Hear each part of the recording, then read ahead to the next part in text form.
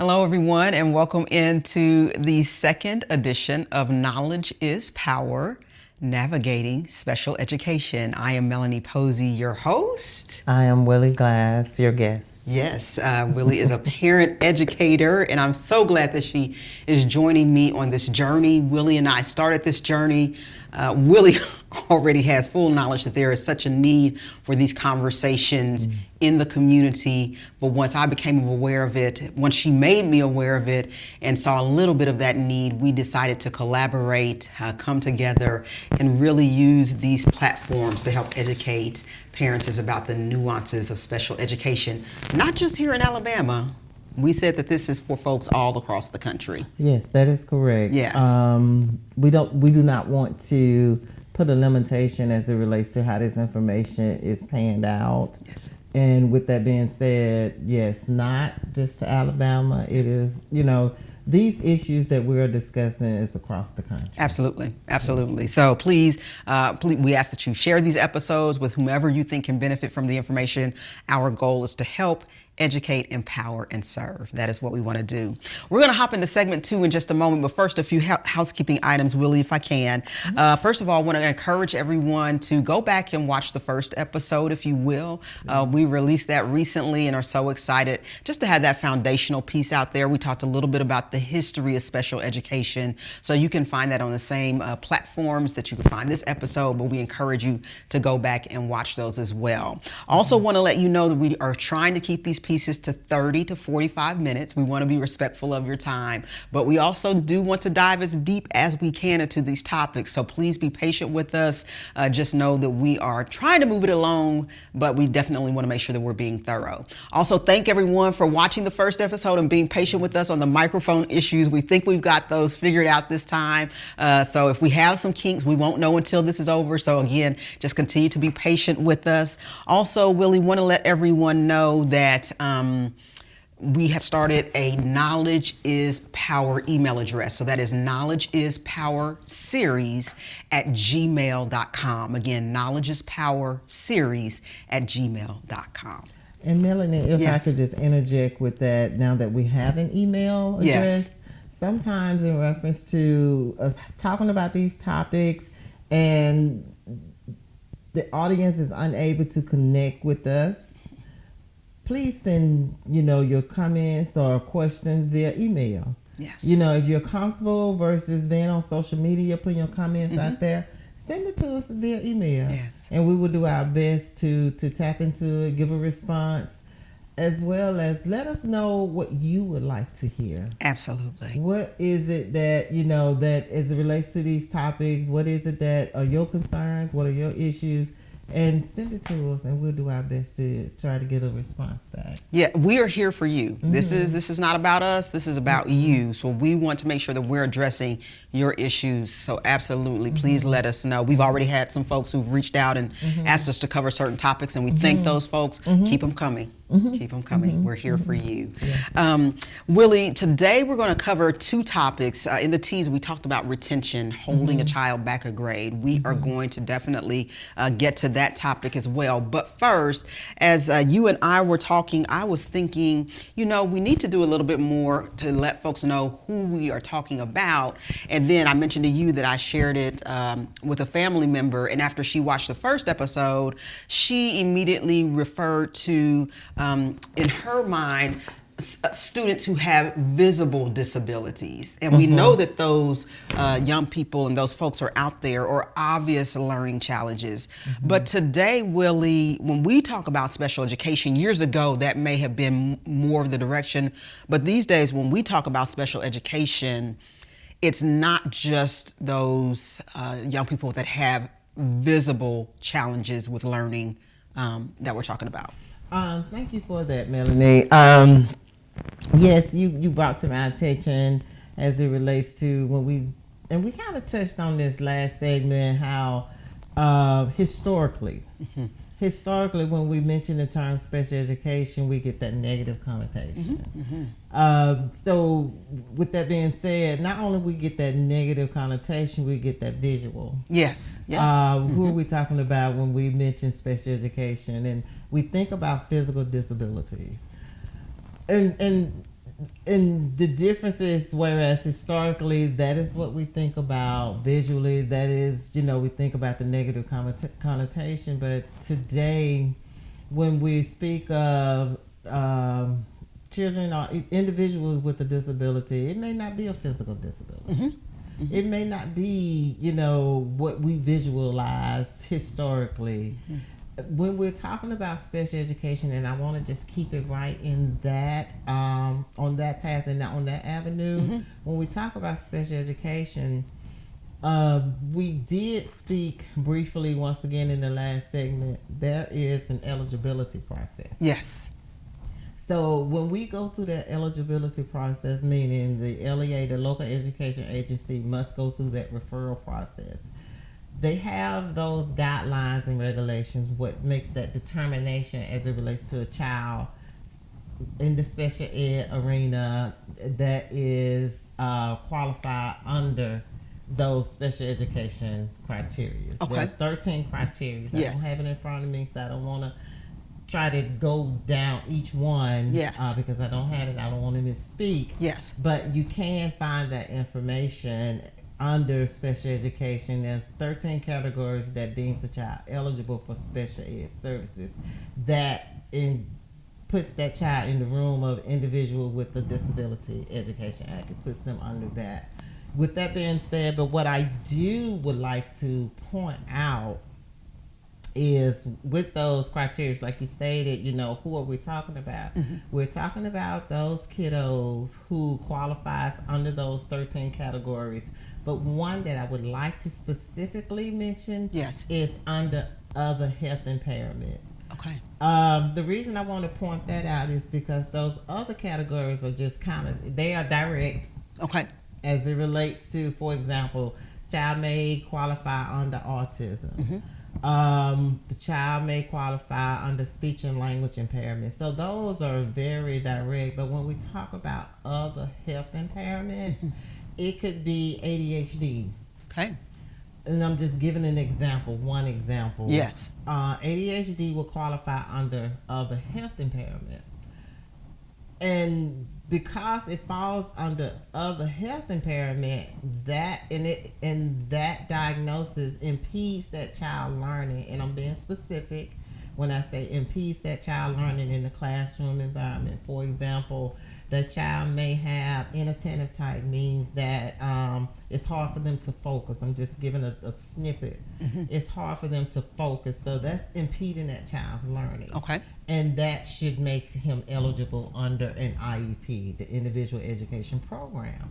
But sometimes parents run into, well, it's under other health impairment, and sometimes the teen, and this is no offense to the team, sometimes they make the decision without the parent, and because the parent doesn't have the knowledge. Okay. And they may say, we're going to give them a 504, which is the accommodation to mm-hmm. prevent discrimination, access to the curriculum. So we're going to give them accommodations versus a 504 versus an IEP. Okay. And sometimes that, and I've supported a parent in this case scenario, whereas the child's diagnosis was impeding his learning, but he was under 504, which a 504, this is meant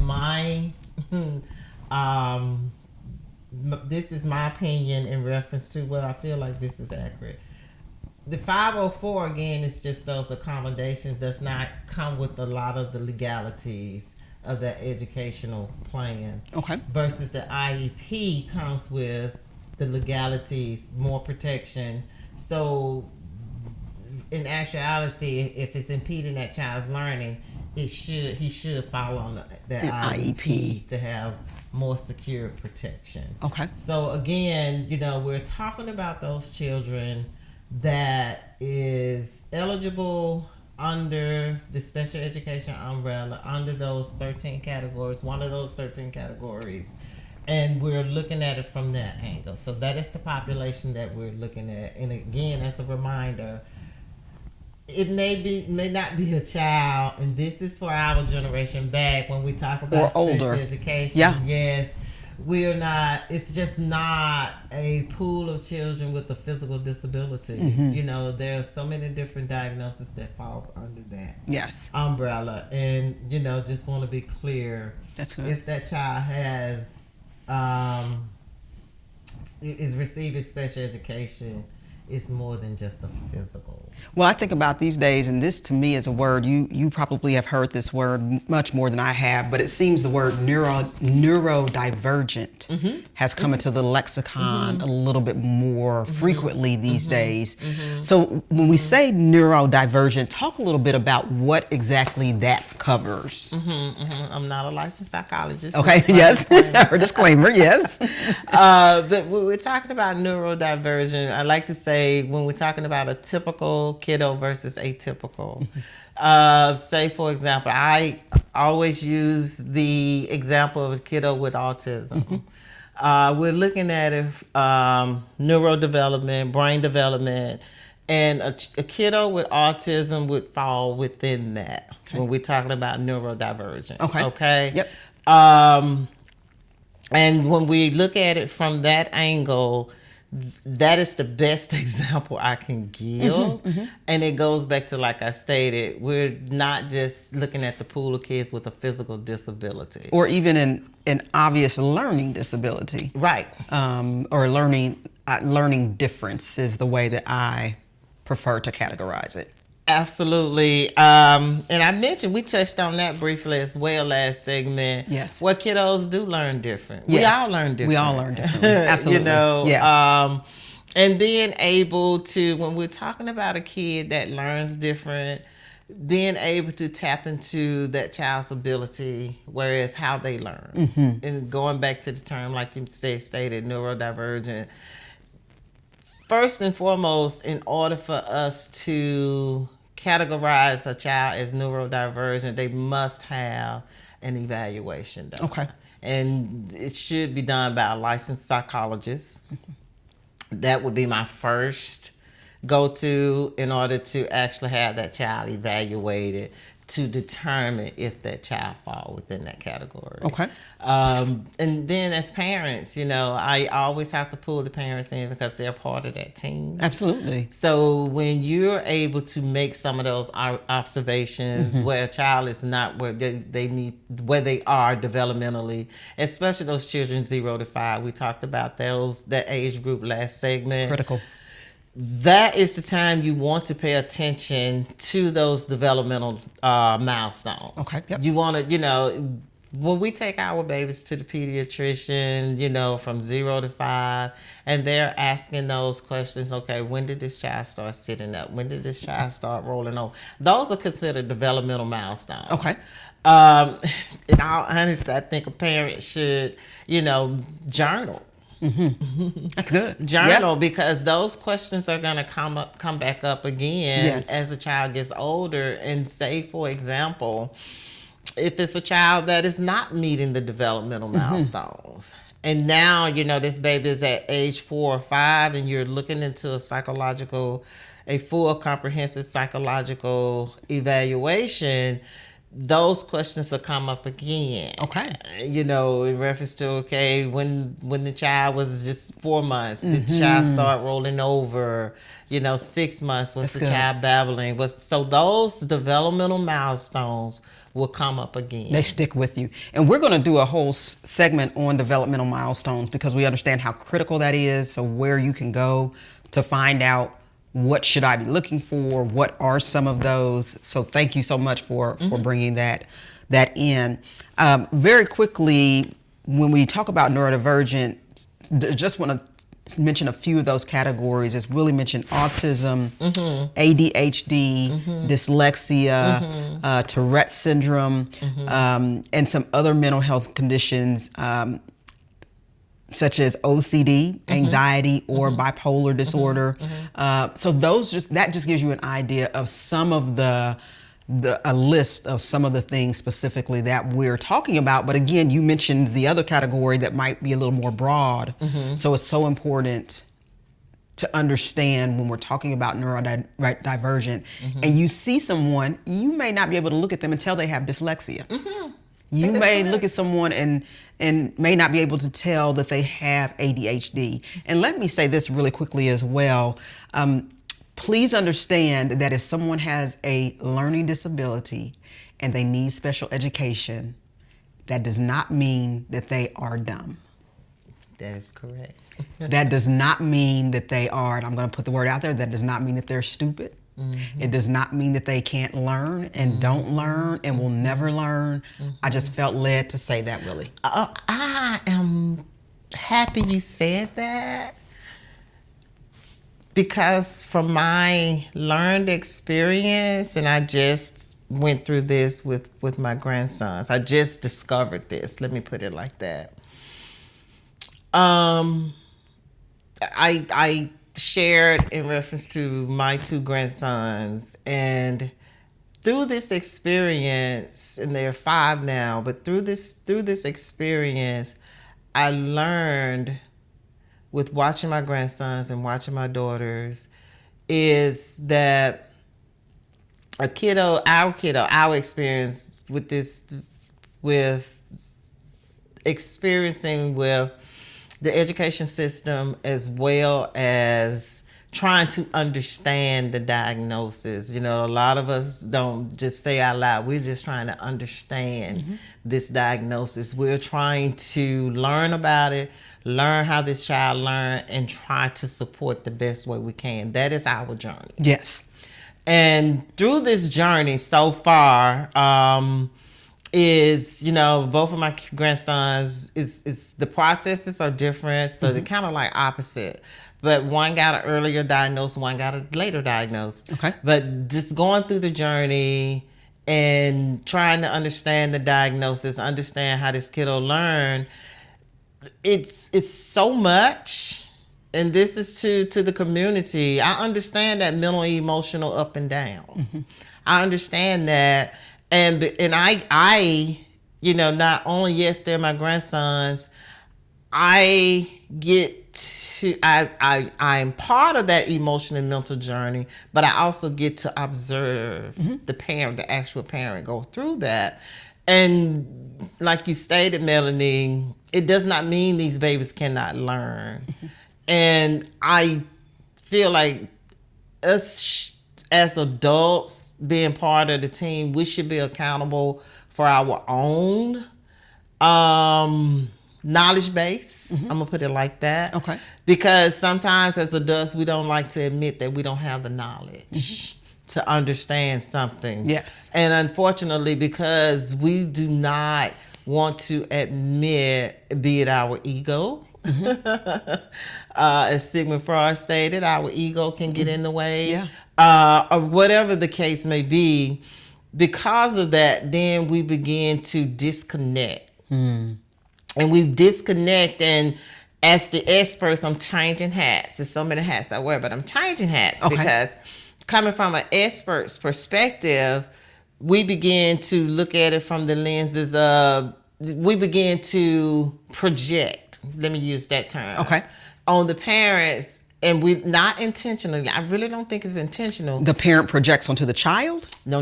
The expert projects onto the parent. The expert projects onto the parent. Okay. Whether they know it or not. And the parent began, this is my experience. The parent, this is my observation of one of my daughters, began to think that child can't learn. Ah, gotcha. And that is not the case. That is not the case. Yeah. But because of us, from a humanistic perspective, you know, we believe in the experts, as we should, you know, in the experts' guidance. But sometimes what I've observed is, once again, the parent begins to think that the child can't learn because of this diagnosis. So what I love, I've learned in reference to the understanding and the terminology, the child comes before the diagnosis. Child first, person first. The diagnosis does not determine the child. That's good. That is what we need to lead with. That's good. We need to lead with, again, the diagnosis does not determine the child. the diagnosis does not prevent this child from learning. Absolutely. And like you stated, that does not mean this child is stupid. That does not mean this child is dumb. In all honesty, I've learned through this journey, we're the ones that lack the information. We're the ones that lack the knowledge. We're the ones. And we would never say that.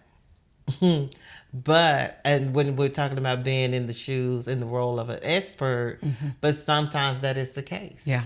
And we had to learn it. I learned with my boys. I had to learn how they learn. I had to learn how, and I had to understand. And I'm still researching. Yes. Trying to understand the language delay, the receptive expressive language, how to tap into that brain development to see what is going on to that level, to see how I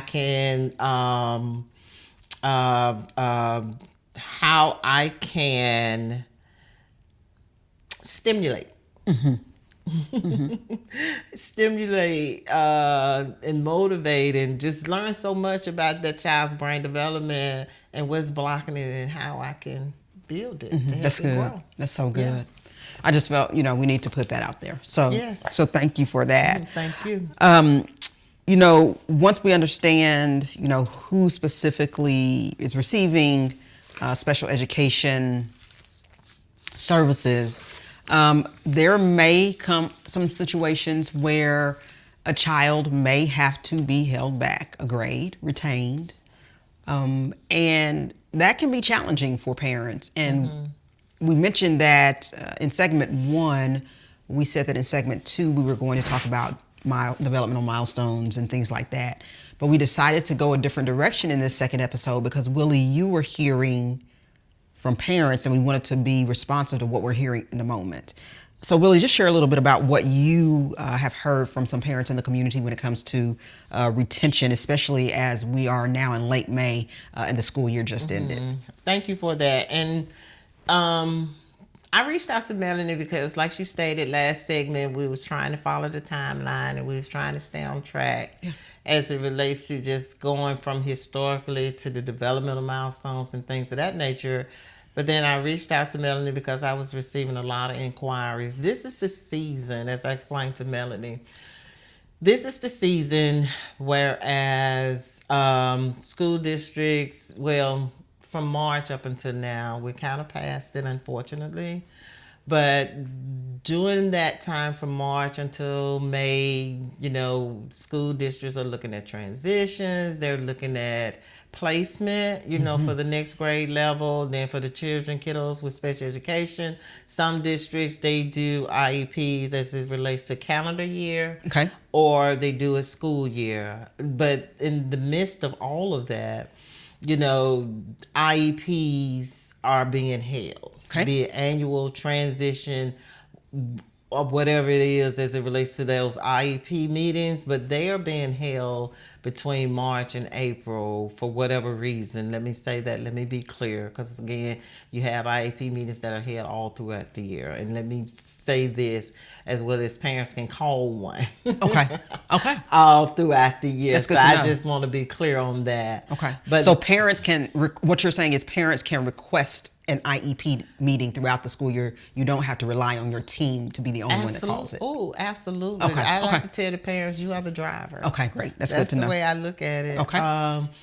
And going back to what I was stating from March to May, this is the time whereas, the conversations are being held, especially for kindergartners. Let me say that. Okay. Preschoolers, kindergartners. Changing hands. Yes. I work with so many different populations. But for kindergartners, I was getting a lot of inquiries. Well, I was getting a lot of contact as it relates to how to support. My kid, I'm being told my kid is going to be retained because one of many reasons, let me say that, he's not where he needs to be developmentally. Academically, he's not where he needs to be. He's not mature enough. So it's an array of reasons, but I had one parent to reach out to me in March, Okay. which was the best time for her to reach out. But they was having a conversation with her about retainment. Okay. She disagreed. But the twist to that was the school had data to support that decision, unfortunately, but they had data. Okay. They had data that showed this student needs to be held back again and Absolutely. repeat this grade. Absolutely. Okay. Absolutely. And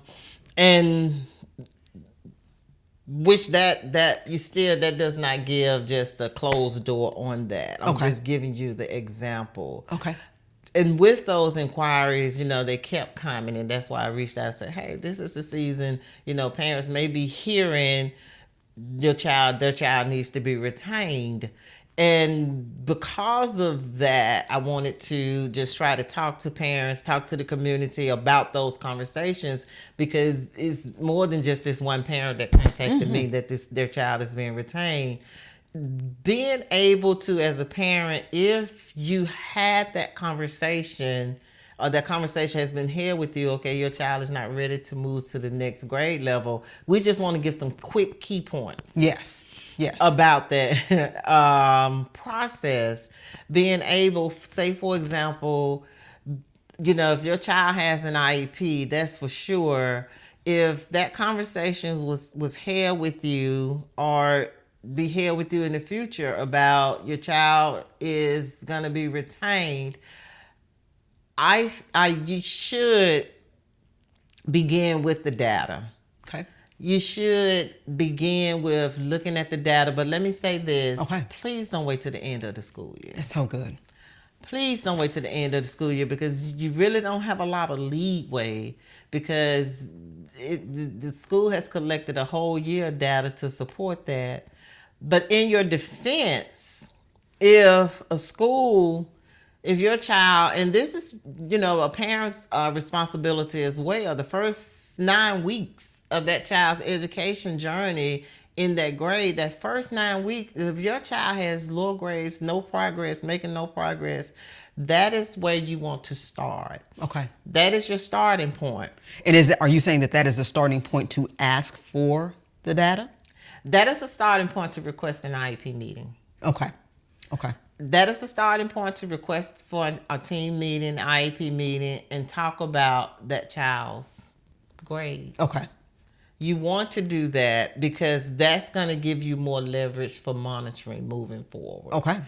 Not only is it going to give you monitoring, there are certain areas you need to be looking at. It's more than one, because this is a child with an IEP. If the child is so much, Melanie, and I'm trying to just keep it limited. If a child is receiving special ed services, and it just depends, that child's placement, least restrictive environment placement. You may have a child who is in general ed with an IEP. Okay. So if that child is in general ed with an IEP, first 9 weeks, you're looking at the general ed progress report card. Okay. And then you're also looking at the special education progress report. Okay. So those are two There's two pieces of documents and data. Okay. Okay. So those two you want to compare. You want to see if that child is making progress. So both. Let me ask you this, because you mentioned the first 9 weeks. Even within the first 9 weeks, midpoint, there is a progress report. Do you get progress reports on both? Mm-mm. You just get the one general ed progress report. That is correct. But could a parent look at even that progress report and tell if there's some issues occurring? Okay. Yes, Okay. I think so. But that may be a little too early to determine, and I'm sure the school would say that. Okay. But I feel like that first 9 weeks, they have both in hand. I see. Okay. Begin to monitor right then. Okay. That is your baseline. So let me ask you this, because you mentioned a kindergartner that has an IEP, but let's say that it's a kindergartner that does not have an IEP, that I assumed this was a typically developing child. Mm-hmm. And so we went to kindergarten as you do at 5 or 6. But when we got the first 9 weeks, it was not what I expected in terms of, the grades. Mm-hmm. What do I do if I have what I thought was a typically developing child at that point? When you say you thought, so I'm gonna assume you was making observations, because sometimes grades doesn't just let me say this. The assumption, like you say, you assume this was a typically developmental Developing child. child. Yes. And the grades was not what you expected the first 9 weeks. Yes. I would say parent teacher conference. At that point. At that point. Okay. At that point. But it should be beyond, it should not just be grades alone. Okay. You know, you want to begin making observations to see if that child is typically developing with their peers, alongside their peers. Meaning, are you seeing some developmental milestones that child is not on the level of his same level as his peers? Are you seeing some delays? That's what I'm saying. Okay. And typically, if a parent is honest, they've already identified or observed some delays before that child is even in kindergarten. Okay. I'm gonna just be honest. Okay. And the purpose of that parent conference, you know, that first 9 weeks, if the grades are not where they need to be, and you know, I would recommend requesting a parent conference to see what that teacher is observing in the classroom. Okay. If it is something that we feel needs to be evaluated, as a parent, they can request a full developmental evaluation. I always tell parents, you know, sometimes we make those observations, or even the pediatrician. You know, they can have a conversation with their pediatrician. Okay. I will begin to build my team. Okay. Meaning, you know, I'm having that conversation with the teacher, that parent conference. And then, you know, if it's some developmental concerns, I'm going to say that again, developmental concerns, then I'm going to include my pediatrician. Okay. Because the pediatrician could be an instrumental as it relates to doing a community referral. Okay. You know, because keep in mind, there's a difference in a school evaluation and a licensed psychologist evaluation, Okay. medical evaluation. Okay. So with those two being already beginning to build your team, if you have more concerns than just academically, you know, if it's developmental, you want to go ahead and get that teacher observation, what Okay. they're seeing in the classroom. Then you want to go a step further, get the pediatrician involved, let the Okay. pediatrician know what your concerns are in the natural environment, which is the home, and what the concerns are in the school environment. So right there, now you done developed 2 sets of data. Okay. Okay. Okay. And then you want to begin to provide that to the pediatrician, because the pediatrician could play a role in doing a possible full psychological evaluation. Okay. Yeah. I just wanted to ask, in case there were some parents who said, well, I have not noticed, or, you know, I hadn't noticed anything. What do I do? But again, so let's go back now to that student that came in with an IEP. And we're now at the end of the school year, and they're saying, Mrs. Smith, Mr. Jones, we're going to have to retain your child. And it's got to be a kick to the gut emotionally for parents. Oh, absolutely, absolutely, especially when it's unexpected. That is a mental, emotional roller coaster within itself. At this point, I can't say, you know, I can give tips on how to prevent it from occurring for the upcoming school year. I'm gonna put it like that. But because let I me don't ask know. you this: if so, let's say that Miss Smith got the word that we're gonna have to hold your son or daughter back next year. Is there anything they can do with that right now, in, let's say, June? What do they do with that information? Great question. Complex. Okay. A lot to unpack. Okay.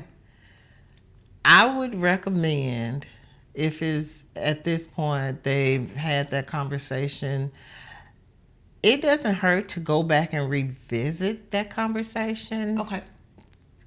As it relates to actually contacting administration to talk about it. Okay. But you must have in hand and understand the data that was presented Okay. as it relates to retaining your child. And I would imagine understanding the data, that understanding is the key. Understanding, yes, that data, because I'm sure, and I hope this is the case, when it was presented, they reviewed the child's report card, they reviewed the child with an IEP, the progress reports, the work samples, and that is another thing. That is the process. They should have been presented all the data to support that decision. This is what I find is missed. Sometimes they're not presented, the parents are not presented with the work samples. Okay. They're not presented with, they're not, they should be part of that decision way ahead of time. Okay. Okay. In my opinion, they really should be, they should not be brought to the table, which that is what occurred with the parent that I supported. It was just brought, she was just brought to the table and this is what we decided. That is not the way it should be. It is a team decision. Okay. So a parent who is hit at the end, at the very end, the end of the school year, we just gonna retain the child. This is what we decided. That is not how it goes. How it should be. It should not be that way. It should be a team decision. This conversation should have not necessarily retainment, but the progress. And let me say this, and let me be clear on this. I always know if a child, that's why I say we need to start with the first 9 weeks. If a child is not making progress, then there should be some revisions. There should be some revisions in the IEP as it relates to the goals. There should be some revisions in the strategies, because if a child from August all the way up until May is making no progress, all the grades stays the same, then who's accountable? Both are accountable. It's just not the parent who's accountable and not doing what they're supposed to do at home, because the parent could very well be doing what needs to be done at home. But if a school allowed this, in my opinion, this is my opinion, if my child is failing from August, especially as an IEP, failing from August to May, and it's not a conversation, you get a conversation, but he's doing his best and we're doing, but we need to sit down and see what we need to revise. Okay, that's good. We need to sit down and see whatever supports are in place, if they're actually working. Okay. You know, is this... And you can do that throughout the year? Absolutely. Okay. Absolutely. So once an IEP is set, once an IEP is presented, it is not set in stone. It can be revised throughout the year. It should be. 504s as well? Yes, accommodations. Okay. Accommodations.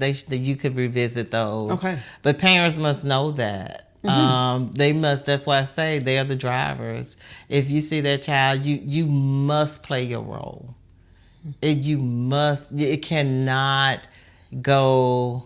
We cannot just, because I see this sometimes as well, where the expectation is the school's job in their defense, and it's not just the school's job. That's good. Yeah.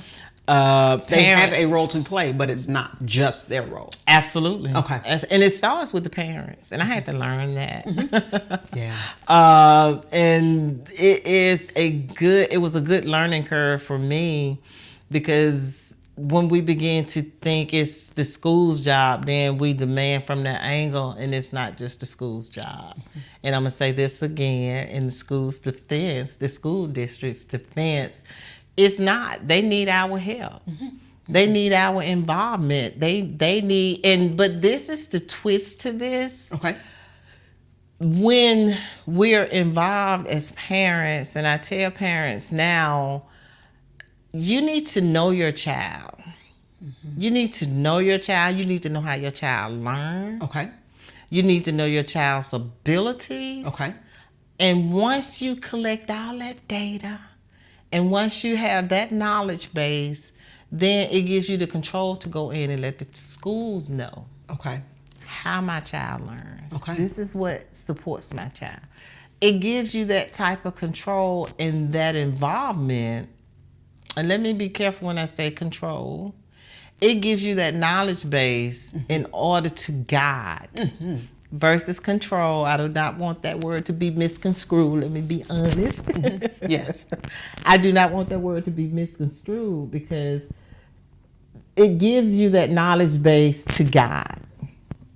And once we're able to guide our child's educational goal, long-term outcome, and then it helps support what that child needs. Because, as they say, who knows the child best? Me as the parent. Should be. Parents are the first teachers. Parents are the first teachers. Absolutely. So here's a challenge for anyone watching this. It's a question that I pose to you. If someone were to come to you and say, how does your child learn best? And I would imagine you're saying, is that visual? Is that audible? Is that hands-on? Is it a combination? You know, that's what you mean when saying, how does your child learn? Absolutely. Absolutely. And we as parents, we should know that. Okay. We should know how our child learn because we're their voice. We are their voice. Yes. And we should because we're making the most observations. Yes. We're determining as it relates to, we're teaching them, we're guiding them, we're modeling. So by the time they get to the schools, we have all of that knowledge within us, but we don't really think about utilizing or tapping into it because our lens shifts to the schools because they are the learning institution, and I get that. Yes. But in order for you, it's no different than going to the doctor. They can only go by what we provide them about our circumstances or what's going on. So we should go in the school, in educational institutions doing the same thing about our child. Yes. This is this, and this. This is how he learned because it's in us. We know this. Yes. But we just don't we don't align it together. You know the power behind knowing this. No, absolutely. We don't know the power behind it. Absolutely. Well, we are getting close to time, so Willie, I want to make sure that we're respectful of folks' time, but I also want to point out that you have created a survey for the community to gain more information for just knowing this. So talk about that survey, if you will, and we'll put that QR code up on the screen as well. Okay, thank you so much for that. Really, really quick. Because of the flux of inquiries I was receiving about retainment, I, thought about, presented to Melanie, let's collect this data in preparation for next year. Maybe we can support you to target this before it's too late. Like, not saying it's too late now, but, our hope is we can collect the data. We can analyze it and look at it from different angles as it relates to the causes of retainment, the areas of retainment, how we can best support those areas. And we can collect the data, analyze it, and be able to possibly generate a report for the community and share that report. But hopefully we can target those babies and best prepare for next year, and we won't be in a predicament where we're having this conversation and school is out. We want to have this conversation throughout the school year to see if we could best support those babies as they go and prepare for the next level. Yes. I think that is my reason, I know that is my reason for generating that survey in order to get a better understanding as well as determine how we can best support next year. Okay. Because we don't want to get caught with, again, being at the end of the school year, knowing that these conversations are occurring, and I don't have a whole lot of guidance on how I can best support now. Excellent. Yeah. So again, let's show that QR code one more time. If folks will just snap a shot of that, and please fill out that survey, and the email address, I assume, on where to send it back to is there as well. Yes. As well. So yes. So please make sure that you do that. And again, just these conversations as a whole, please share these with anyone that you feel can benefit from this information, be it here in Alabama, be it across the country, no matter where parents may be in this journey. Please share these segments because, again, we just want to make sure that folks are empowered and understanding of their rights, have the tools to help their children really succeed, to move forward successfully in the school system. And I would close with, just know that our ultimate goal is to support and also have these tough conversations. Yeah. We want to have the tough conversations in order to support those parents that are in silo. We want to bring these conversations and have these conversations collectively. We understand sometimes some things gonna be tough as it relates to these topics, but that's what we want. We want to touch the tough topics in order to best support. And we work right now. What we're doing is working in decades. This is not for the right now. That's good. This is for those babies 10 years, 20 years from now. Yeah. We want to change the trajectory. And I'm going to end at that. That's good. That's good. Well, thank you again for joining us for the second segment. I would tease to the third segment, but we might have another topic that pops up again. So I don't want to say that we're going to talk about this next time. We'll let you know about that as that episode comes along. But again, we just appreciate you joining us for the second segment of Knowledge is Power, Navigating Special Education. We hope that you'll stick with us on this journey and join us next time.